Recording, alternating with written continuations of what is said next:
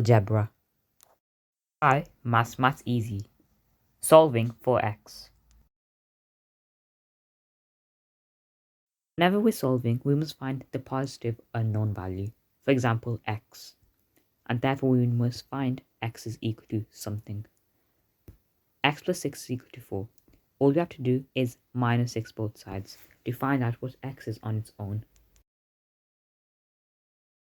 The inverse of plus 6 is minus 6, and therefore you do 4 minus 6, which gives x a total value of minus 2.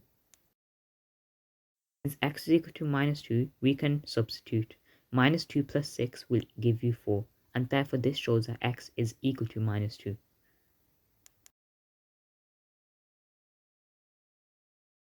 Next example, minus 6 plus x is equal to 3. Remember, we want to find the positive value of x, and therefore for this, all we do is plus 6 both sides. Therefore, that gives a value of positive x, giving you 9. Once again substituting, minus 6 plus 9 gives you 3. Therefore, x is equal to 9. Next example, x over 2 is equal to 1. We times 2 both sides, and this is because the line that separates x from 2 is a dividing sign. Inverse of dividing is times, and therefore x is equal to 2. Once again we can substitute. 2 over 2 it gives you 1, like shown now.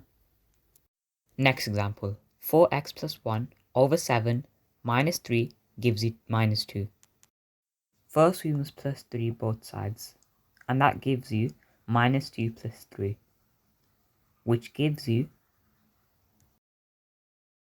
4x plus 1 over 7 is equal to 1.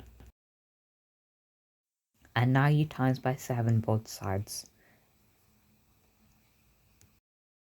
So 4x plus 1 is equal to 7.